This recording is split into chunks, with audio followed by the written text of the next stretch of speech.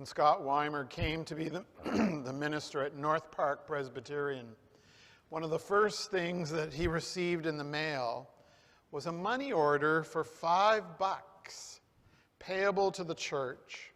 And it came with a note of gratitude for the congregation's ministry and how much it meant to the writer of the note, who was a woman by the name of Lillian Haffer. Scott asked around, and no one knew or had ever heard of Lillian Haffer. As Scott recalls, the very first time it came, he thought, who on earth would give $5 to a Presbyterian church? It continued once a year, every year for 10 years, until one day the coroner's office called him and said that a Lillian Haffer had died and that she had named the church and him personally as her next of kin. They said that she died without any money or possessions, but the coroner just wanted to confirm that the church knew her.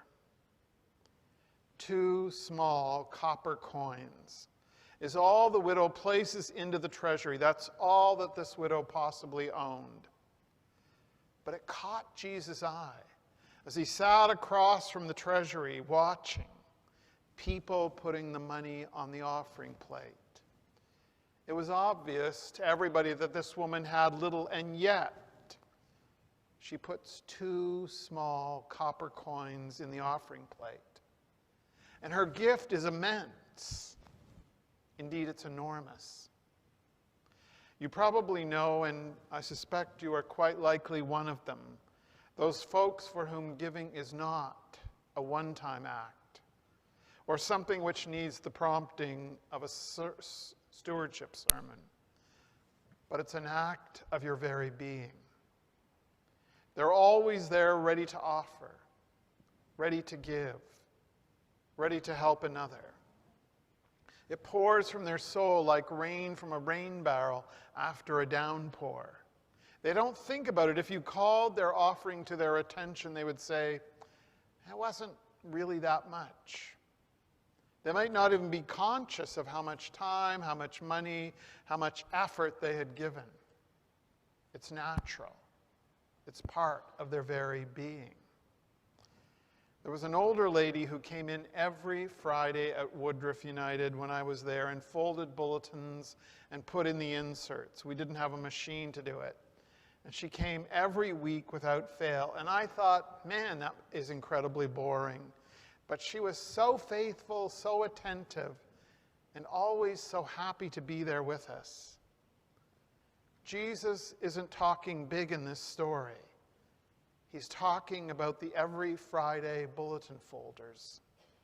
And he wants the disciples to pay attention to their gifts, to herald their offerings every week. Not untypically, my Queen's University alumni magazine, and I think this is probably true of most charities, it typically has pictures of people giving big amounts for what are truly excellent projects. New buildings, scholarships. But when I thought about it this week, I don't think they've ever had a picture of a $10 giver. They never feature Heather Bucks in Chesterville, who sends in $5 a month from her widow's pension. Jesus sees them. Jesus sees the widow and thinks she is the most amazing giver of all. Because the widow's coins in the story are more than their monetary value. They represent this woman's faith. They represent this woman's belief. She isn't anywhere near the treasury in the temple with 2 small copper coins if she didn't have faith that could truly move a mountain. She's back at home watching reruns of The Price is Right if she doesn't have belief that God has been gracious and generous to her throughout her life. These 2 small coins are one big sign that she is grateful, that she believes, that she has faith in God's wonderful grace and never-ending love for her.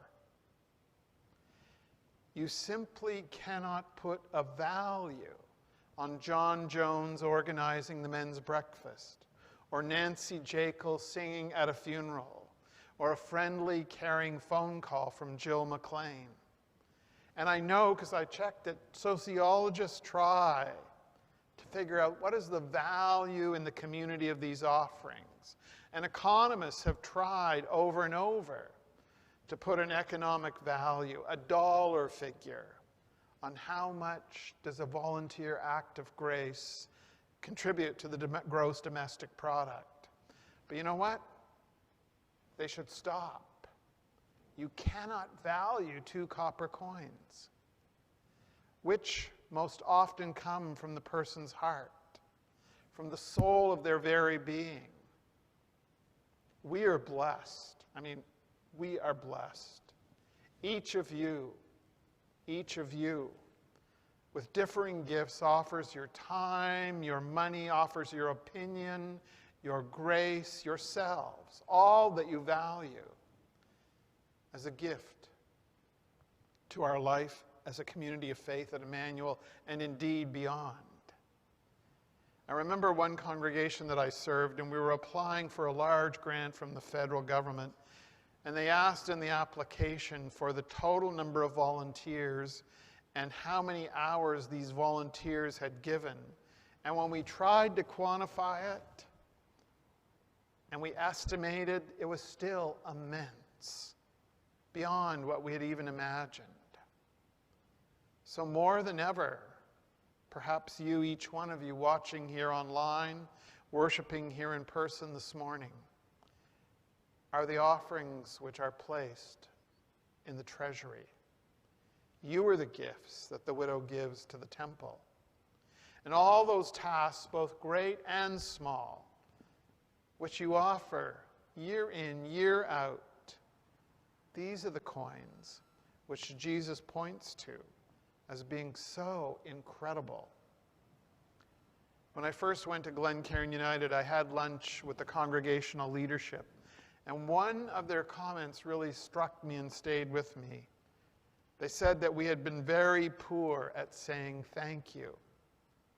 So I really made it my mission for the next 10 years that I was there to be sure and thank at least one person every Sunday in the announcements, and to send a thank you note to someone in the congregation every week.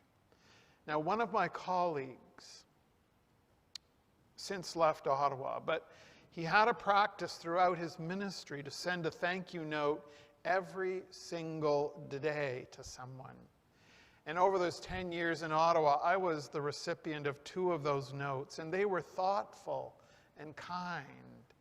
And they were the kind that I kept to open up on the difficult days. Jesus shines this spotlight on the widow. In the normal course of affairs, she's a forgotten, and frankly, she's a forgettable figure, just passing through the temple treasury. But Jesus is there watching the crowd. He sees her, and he lifts her up to the disciples. Her amazing faith, her belief, the offering of this woman. One whom, let's face it, we would have missed in the crowd. She's brought forward. She is thanked for all that she has been giving. 25 years ago, when a group of churches in the West End brought the first refugee family to Canada, the church I was serving at the time made this financial pledge. And as I remember, no matter how many fundraising events we did, we came up at the end of the day $1,500 short, and the family was coming. Ironically, they were from Afghanistan. How the world kind of moves in a circle, eh? It seemed like we had tapped out all the money from the congregation and beyond. And then this guy walked into my office, and he said his father had died in Toronto. He was settling his father's estate. His father had been an immigrant to Canada, and he knew that his dad wanted to be sure that others would be able to come as he had.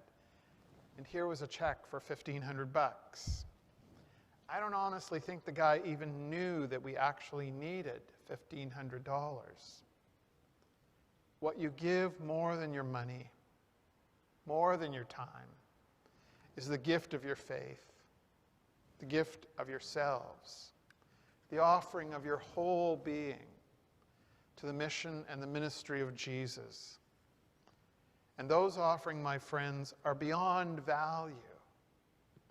Those offerings are the ones that Jesus puts the spotlight on to the disciples. And so this morning, in this time, and frankly in a very small way, we simply say to all of you and to all of you, thank you. Thanks be to God for your gifts. Amen.